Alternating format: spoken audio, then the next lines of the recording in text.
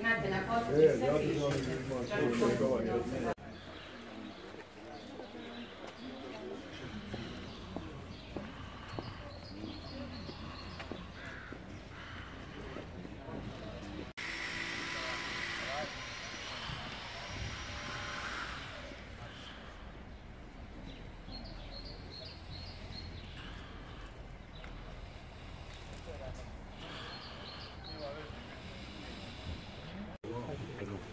Zahvaljujem se što ste u ovakvom velikom broju došli da propratite još jednu nizu aktivnosti kojima gradonačelnik i gradska uprava Zenice pokušavaju da olakšaju život naših građana, a samim time da podignemo i nivo usluga u gradskoj administraciji.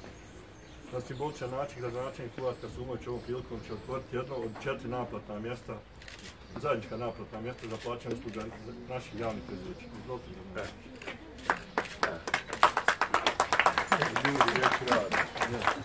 Da skinem na oči, ali ako ću davat ne... Evo, samo sekundu da mi postavite ovo.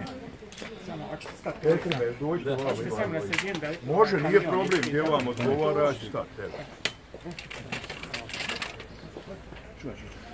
Može. Hoćete vi samo prijeći vamo da ne bude pritom gradu. Ja sam rekao da gradska uprava treba da služi da građanima bude ugodniji, jeftiniji i bolji život. Na ovaj način ušparat ćemo našim penzionerima, našim građanima minimalno preko 60.000 maraka na godišnjem nivou. Znači ovo je jedno od ta 4 mjesta, ono je opremljeno i za invalide koji mogu doći u kolicima, tu platiti i sve. Znači na jednom mjestu bez ikakve provizije javna preduzeća će naplatiti one usluge koje trebaju i evo ja ne smatram ovo ništa posebno, osim što hoćemo građanima da približimo i gradsku upravu i javna preduzeća i ponavljam da im bude ugodnije i jeftiniji život u ovom gradu. Što se tiče javnog poduzeća vodovod i kanalizacija Zenica, mi imamo zadatak da formiramo 3 naplatna mjesta sa ukupno 4 blagajne. Za početak, dakle, planirano ovdje jedno zajedničko mjesto blagajničko u Pregakića putu broj 8, koje treba da budu 2 šaltera i treba da bude jedno naplatno mjesto u preduzeću, isto na broj 17, tim što će u preduzeću biti naplatno mjesto samo za preduzeće. Evo, na koji način funkcioniraju ova naplatna mjesta, obzirom da je više javnih preduzeća uključeno u jedno naplatno mjesto? Znači ovdje će biti samo, za sad će biti samo jedno naplatno mjesto. Planirali smo tako od ukupno 4 iz ovog razloga što iz nekog iskustva prije grijanja kad imalo ovdje nije bilo baš velika navod. I evo mi imamo još malo problema da dopunimo blagajnika pa ćemo da pojačati aktivnosti. Ana Prejašinović, rukovodilac organizacione jedinice računovodstvo i financije.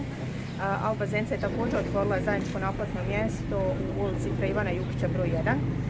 Alba također ima još naplatnih mjesta u gradu, u Staroj Čaršiji, imamo Maršala Tita broj 1 i u Sarajevskoj BB. Tako da građane pozivamo da posjete naše naplatno mjesto, tu također mogu bez naknade platiti svoje račune. Hvala. Upravi i gradonačelnik, mi smo došli u ovu situaciju da stvorimo 4 naplatna mjesta za plaćanje javnih komunalnih usluga javnim preduzećima, da olakšamo građanima i mislim da je ovo jedan od dobrih projekata. Nadam se ako bude u skorije vrijeme da će biti još možda potrebna druga područja, se otvori još neko naplatno mjesto. Hvala.